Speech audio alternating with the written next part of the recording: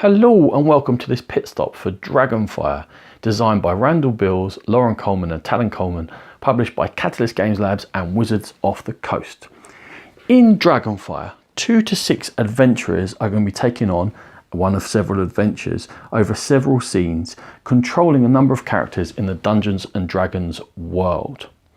To begin the game, you're going to choose one of these adventures, and this is going to tell you how you're going to set up the encounter deck, how many scenes you have to get through, and what you have to do to win the game cooperatively as a team.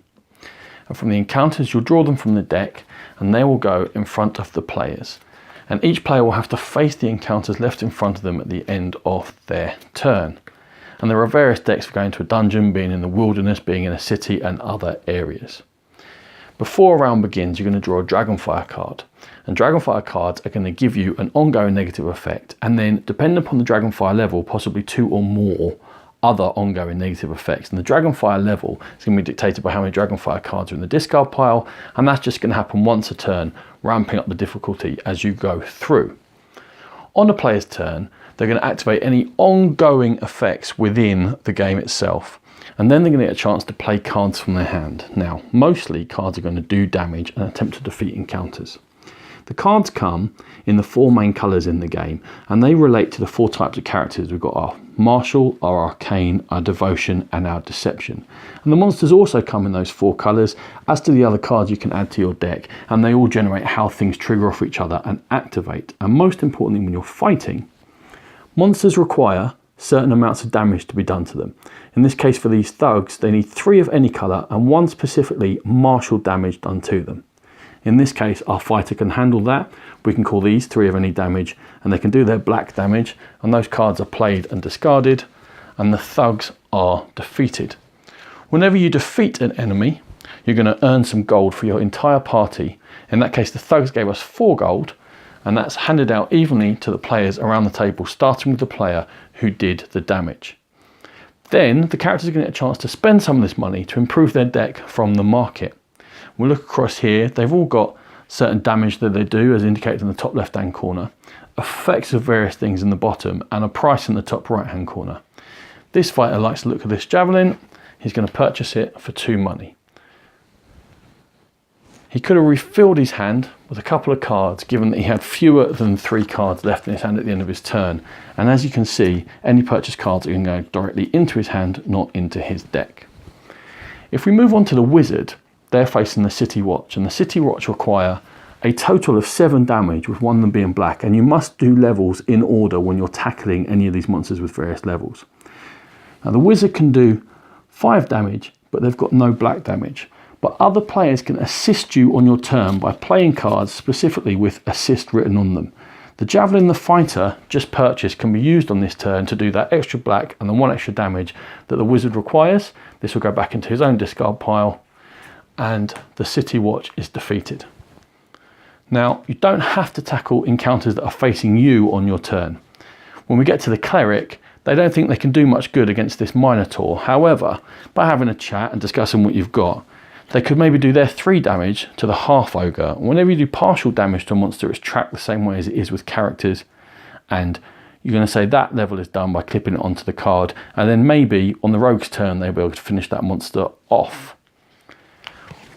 Given that the cleric has not dealt with their encounter, we get to a phase we haven't discussed before, which is when you have to take damage. In this case, the minotaur is going to do 1 damage to our cleric. If a character ever reaches down to 0 hit points, they do become exhausted, which means they have to discard cards and they're not too much use. And if you ever take damage when you're exhausted, you become unconscious, which takes you out of the game until the end of the scene.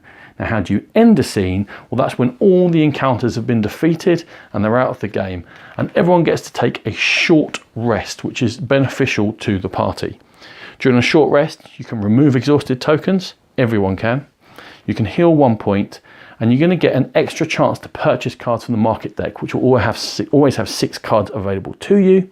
Then, depending upon the scene, you're going to draw out more encounters, and depending upon the Dragonfire level, some of those will come from the more difficult decks as established by the adventure. Now, these encounters have all sorts of different effects. For example, this Orog, when he's vanquished, is going to help you defeat something else.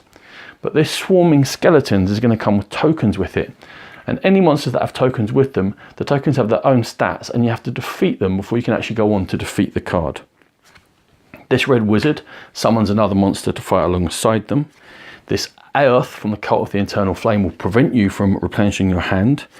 This Akmos, if it's attacked by an Arcane or Deception character, it's more difficult for them to discard a card. This Clay Golem has got a tripwire level, meaning if you've done damage past this point, they become stronger. In this case, literally, they become stronger and do more damage to you. But not all encounters are monsters. Some of them are locations, which is going to split the party somewhat and make it more difficult for you to assist each other. When it comes to the market cards, as well as having the ability to assist each other, some of them are more powerful if you're of a particular class. In this case, our cleric will be able to use cure wounds more effectively than anyone else. Some of them, as well as having that particular arcane class, this character is a wizard within the arcane class, and that makes this Cloud of Daggers even more effective than just being an arcane class. Some of them require you to have played a particular colour of card on the turn before you can buy it, in case for this deception one. Some of them will trigger a check for you in which you're going to turn over the top card of your deck, and if it matches the colour of the card played, that card becomes more powerful. Whereas some of them will do the same thing to the monsters and force them to turn over the top card of the encounter deck, and if it doesn't match a certain colour, then something's going to get triggered. There are special cards for martial characters which have swords on them, and if they play 3 or more swords on a turn, then they're going to be able to draw another card. Once you have or have not defeated all the scenes in an adventure, you're going to earn some XP, and this is where the sort of customization comes in for each of the characters. Once you play the very basic scenario, you're going to get a background upgrade to put on each character. And then there are 34 sheets of stickers ranging from 5 XP up to 30 XP for players to put on their characters and give them certain powers. Now, certain upgrades are going to customize you down a certain path, meaning that certain powers require you to have chosen, for example, to become an Eldritch Knight before you can choose Eldritch Strike, and there are branching ways to develop characters within the game. The second way of developing your character is, after each adventure, you're going to be able to draw some magic items ranging from the common up through the uncommon to the rare, and they are going to upgrade your deck, and each character has a limitation on what certain types they can keep, and you put them into your deck at the beginning of a game as you see fit. There are several adventures within the game, including the possibility to play through a 5-part campaign, and the game will take you up as far as level 5 and 100 XP, with hints of more difficult encounters to come later on via expansions. This has been a pit stop for Dragonfire. For more videos like this, please check out the Game Pit channel on YouTube. For more in-depth coverage of gaming, please find the Game Pit podcast.